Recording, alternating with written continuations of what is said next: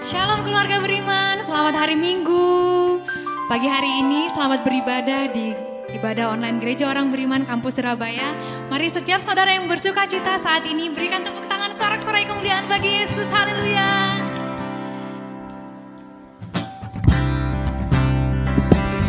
Mari bawa pujian yang terbaik bagi Allah kita.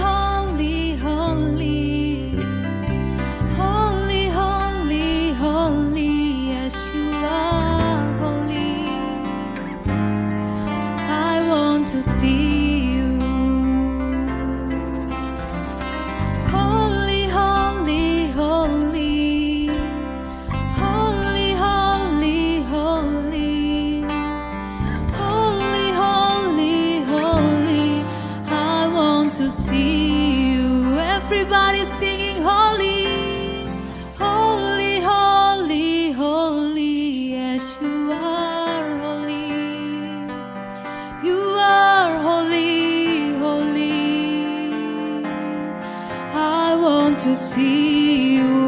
Lagi katakan holy, holy, holy, holy, holy, holy, holy, holy, holy, holy, holy.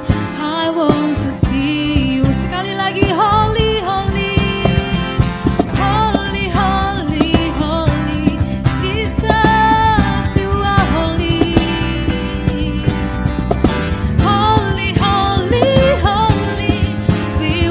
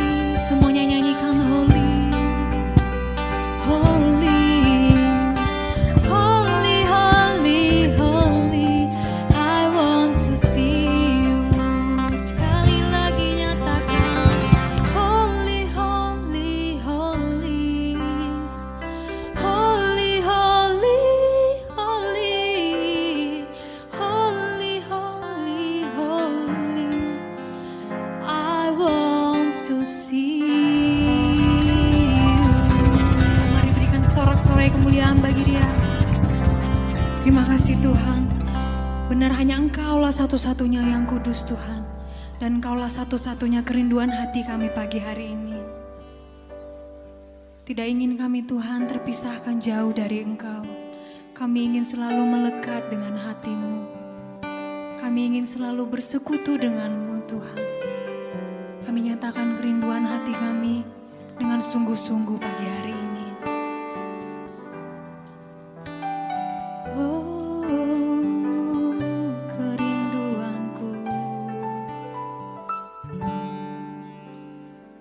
Suatu suara katakan, kerinduanku berada dekatmu Tuhan, berada dekatmu Tuhan, kerinduanku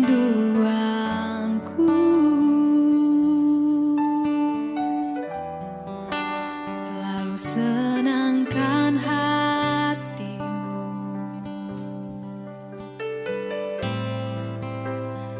tak pernah ku bayangkan hidupku tanpamu.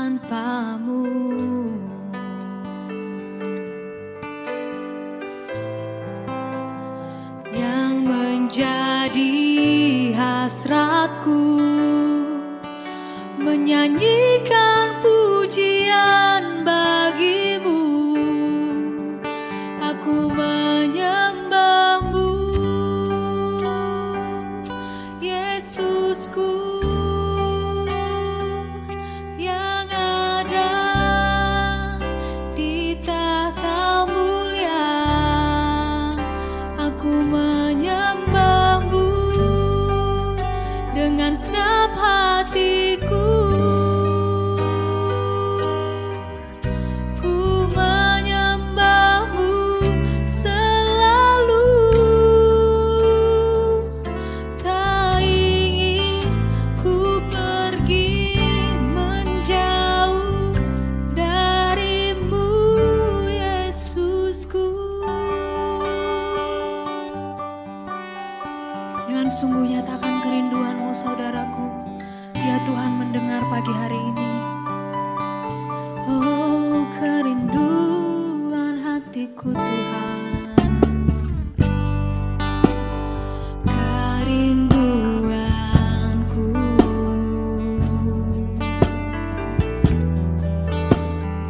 berada dekatmu Tuhan, kerinduanku, kerinduanku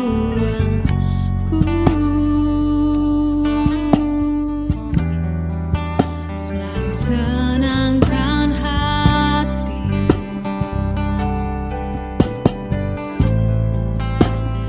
tak pernah ku bayangkan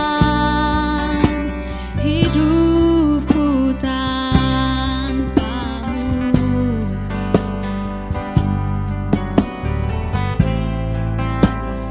Yang menjadi hasratku menyanyikan pujian bagimu, aku menyembahmu,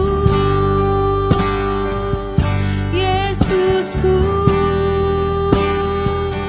yang ada di tahta mulia. Aku memujimu dengan senap hatiku.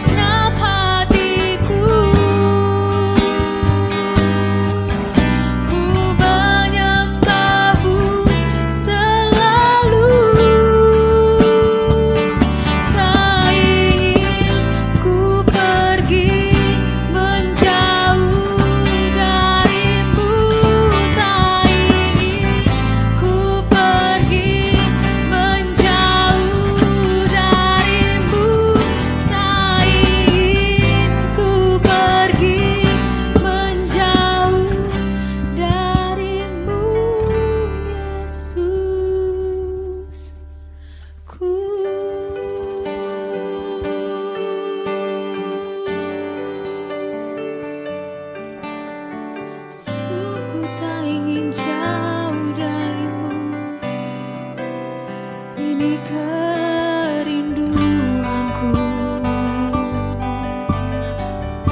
berada dekatmu, tinggal dalam hatimu.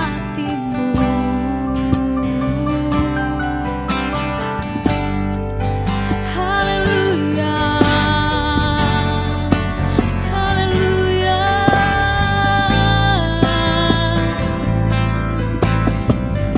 Aku mau menyembahmu, Yesusku. Kau bertata di atas tempat yang maha tinggi, duduk di sebelah kanan Allah Bapa. Ku sembah Kau Tuhan, ku sembah Kau Tuhan.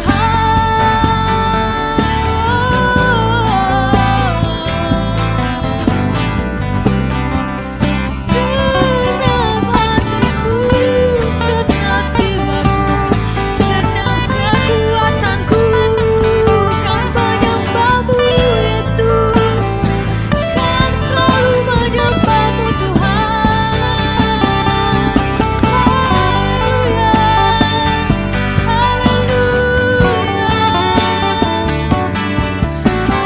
kerinduan hatiku, Kau pujaku, Kau kekasih jiwaku. Hanya Kau Yesus, hanya Kau Yesus, sungguh hanya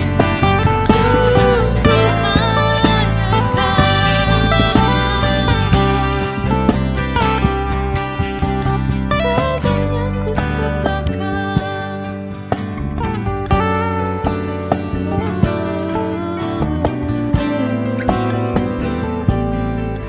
semuanya ku henti-hentiku menyembahmu selalu, menyembahmu selamanya, sebab Kau sangat baik, sebab Kau sungguh baik, teramat baik.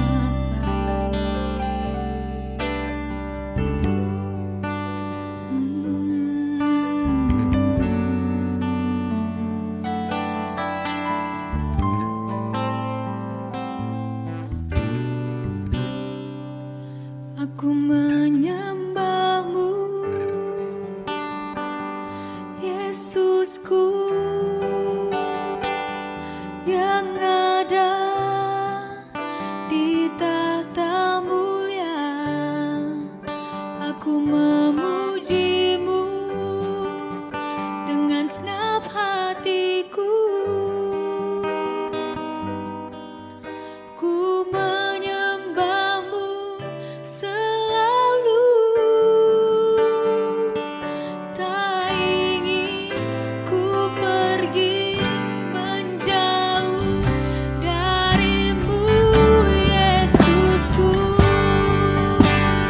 Merindu angkat kedua tanganmu, nyatakan dengan sungguh, aku menyembahmu, Yesusku, yang ada di tahta mulia. Aku memujimu dengan segenap hatiku. Ku menyembahmu selalu, tak ingin ku pergi menjauh darimu, tak ingin ku pergi menjauh darimu, tak ingin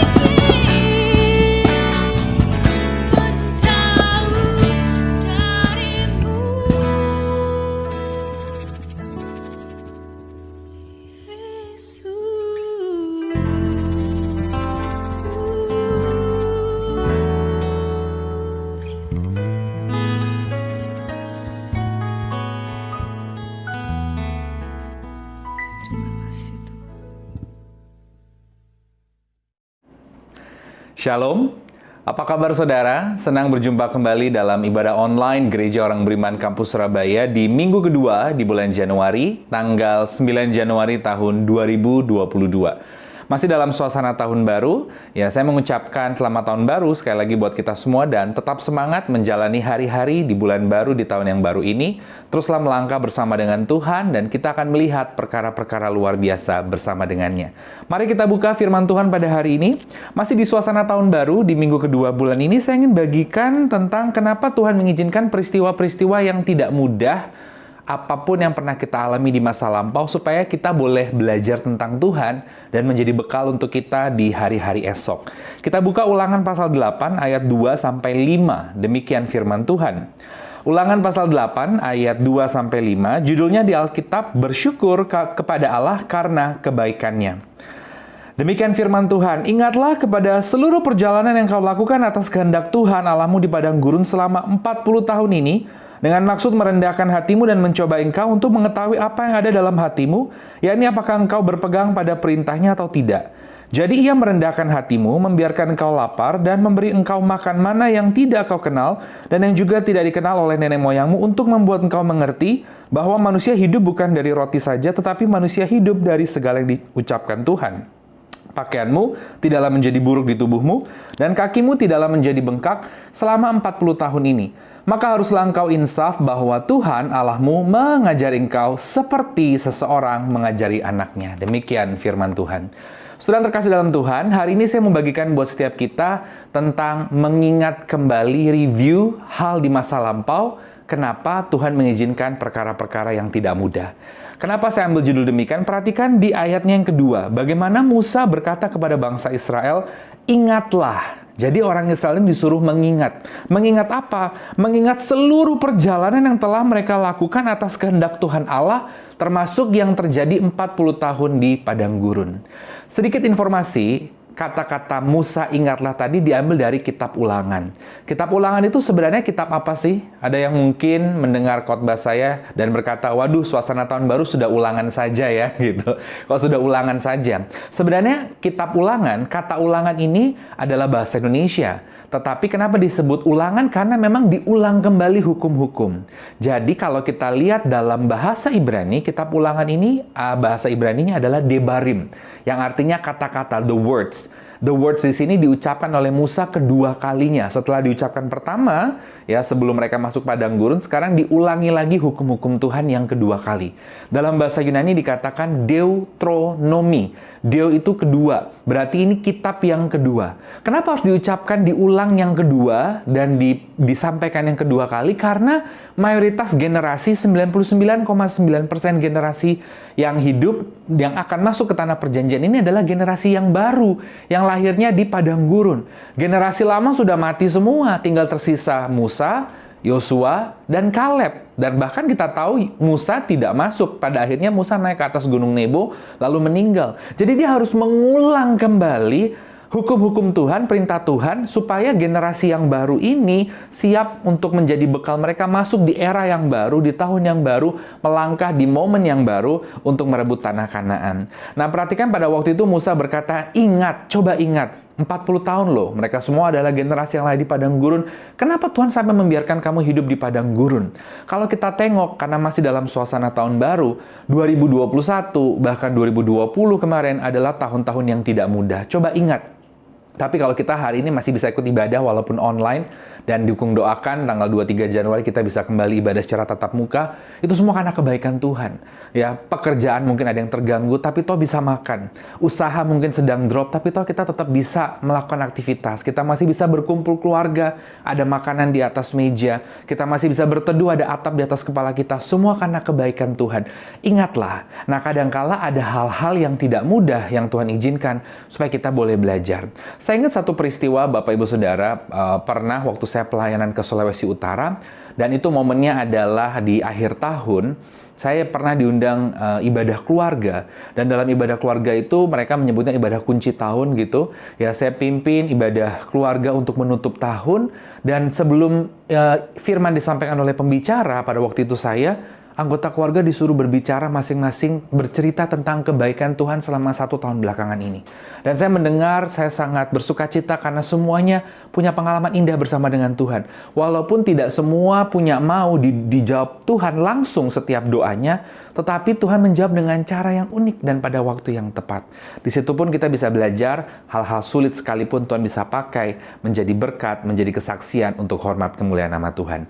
3 hal yang bisa kita pelajari di suasana tahun baru ini, menengok ke belakang 2021 atau ke belakangnya lagi 2020. Kenapa banyak hal tidak mudah Tuhan izinkan supaya menjadi bekal di 2022 ini? Kenapa Tuhan izinkan semua itu terjadi? Yang pertama kita lihat di ayatnya yang kedua. Ya, di ayat yang ketiga. Jadi, Tuhan mengizinkan di ayat yang kedua tadi, mereka 40 tahun loh di padang gurun, merendahkan hatimu.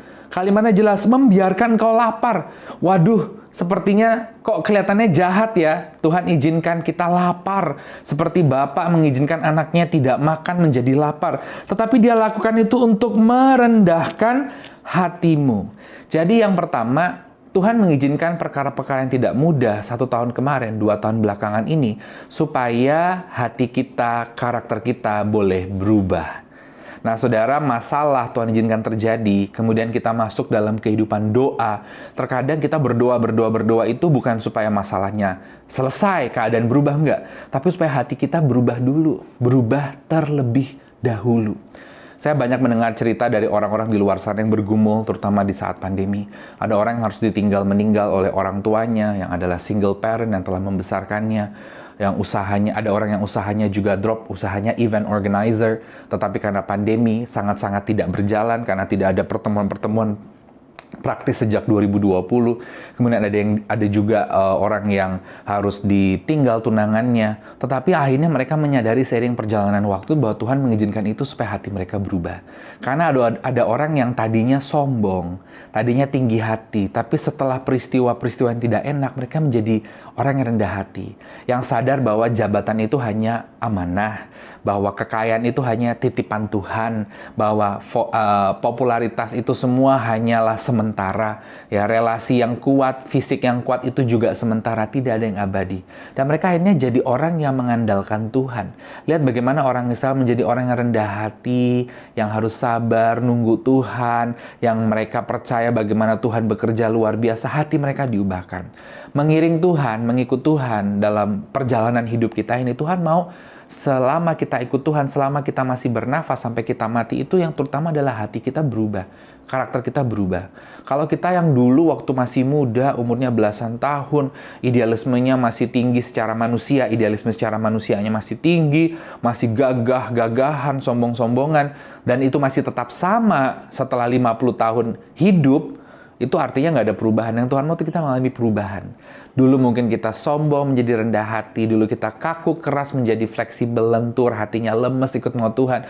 Dulu gampang miso-misoin orang, mencaci maki orang, sumpah serapa orang. Sekarang direm seperti itu, malah mulutnya mengeluarkan kata-kata berkat. Dulu kalau melihat masalah, pola pikirnya langsung nuduh-nuduh orang, nyalain orang. Sekarang berubah semua. Yang Tuhan mau lewat peristiwa tidak enak adalah hati dan karakter kita berubah. Itu yang pertama.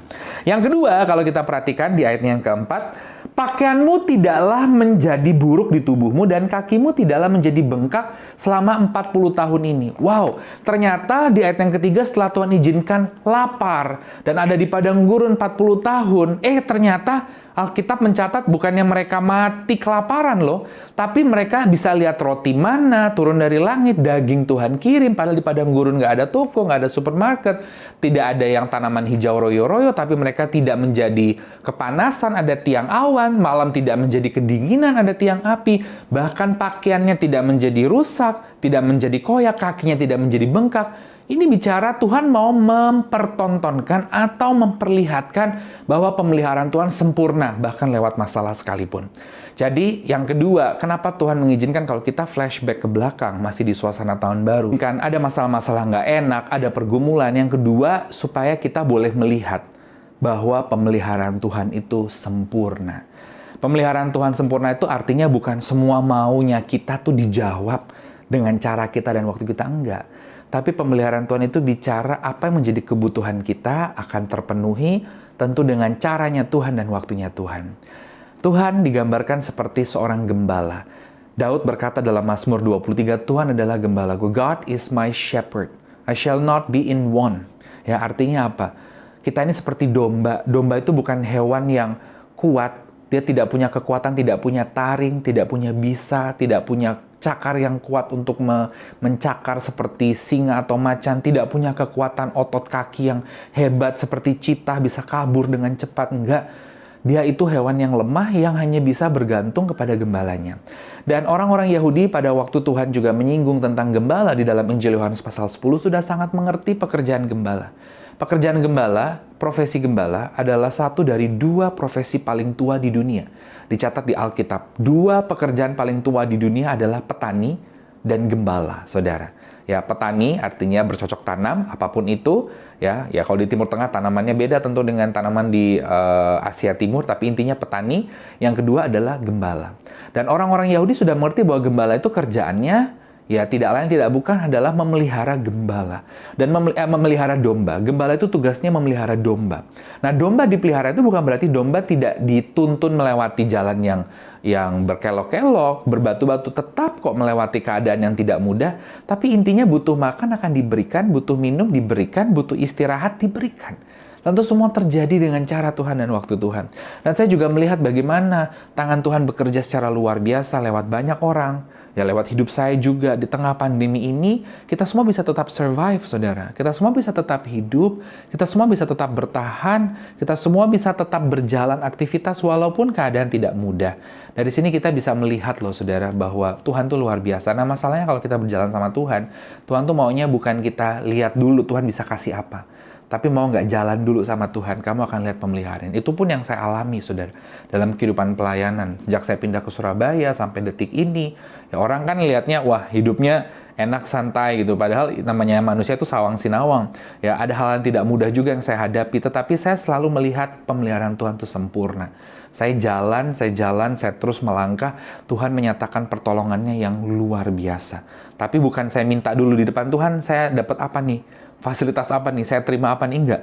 Tapi melangkah dulu, melangkah dengan Tuhan. Tuhan perlihatkan lewat persoalan, walaupun keadaan pandemi semua tidak mudah, bahkan jemaat juga banyak yang pergumulannya banyak, tetapi toh bisa melihat Tuhan tuh tolong sampai hari ini kita bisa hidup, bisa makan, bisa bernafas, bisa berjalan, bisa beribadah, bisa berkumpul dengan keluarga dan kerabat terdekat, semua menunjukkan pemeliharaan Tuhan sempurna. Itu yang kedua. Yang ketiga, yang terakhir Bapak Ibu Saudara, kalau kita perhatikan, lihat di ayatnya yang kelima, maka haruslah engkau insaf bahwa Tuhan Allahmu itu mengajari engkau seperti seseorang mengajari anaknya. Jadi yang ketiga, yang terakhir, kenapa Tuhan sampai mengizinkan persoalan yang tidak mudah terjadi dalam hidup kita. Kalau kita review flashback di tahun-tahun kemarin, karena Tuhan sedang mendewasakan kita. Ya, Tuhan itu seperti seorang tua yang mengajari anaknya. Saya percaya di sini mengajari anak tuh artinya supaya anak itu bisa makin hari makin dewasa. Orang tua mana di bumi ini yang mau anaknya terus anak kecil tidak dewasa? Tentu kita semua mau anak kita yang benar ya, yang dalam keadaan baik, semua adalah menjadi anak-anak yang dewasa. Masa saudara mau nyuapin anak saudara terus? Saudara mau ya kan mandiin anak terus? Nggak mau kan? Saudara maunya dia bisa survive. Bahkan ketika ada masalah dia bisa melihat dari sudut pandang yang lebih luas. Ketika ada pergumulan dia bisa melihat dengan keadaan pola pikir yang dewasa. Kita mau anak kita seperti itu. Dan tahukah saudara bahwa ternyata hanya orang-orang dewasa yang siap dipercaya perkara besar. Anak 17 tahun tentu akan siap dipercaya naik motor atau naik mobil ketimbang anak 10 tahun. Ya, anak yang sudah bekerja, lulus kuliah 24 tahun, tentu dia akan dipercaya untuk mengelola sebagian aset orang tuanya daripada anak yang masih remaja 15 tahun. Masih labil gitu, belum bisa dipercaya mengelola aset papanya. Anak yang sudah 40 tahun umurnya tentu akan dipercaya papanya untuk mulai memimpin perusahaan papanya.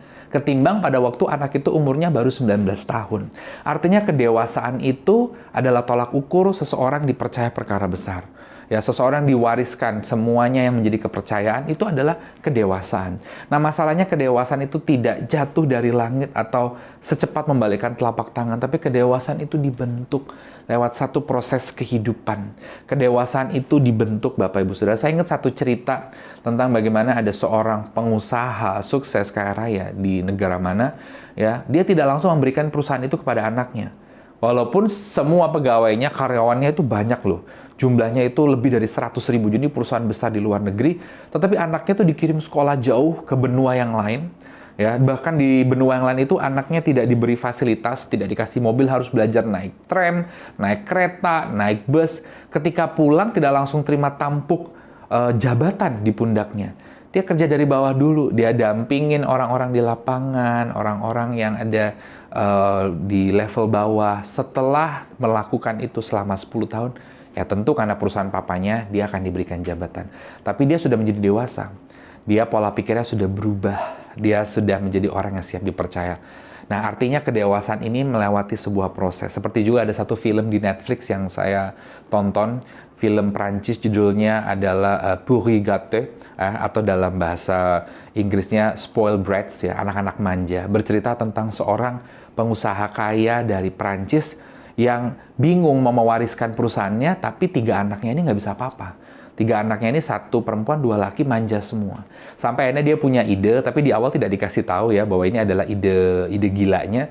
Ya, kerjasama dengan orang-orang terdekatnya, pura-pura bangkrut. Sehingga anaknya 3 dengan bapaknya ini single parent, mamanya sudah tidak ada, harus pindah ke rumah kecil. Anaknya ini harus belajar masak, belajar beresin rumah, belajar segala sesuatu, nggak terus diladenin, belajar banyak hal. Dan setelah sekian lama, berapa bulan, baru papanya membongkar bahwa papanya sebenarnya tidak jatuh miskin dan sudah kembali kaya. Tapi mereka walaupun sedikit marah dengan papanya, mereka sadar bahwa papanya izinkan hal itu untuk mendewasakan mereka.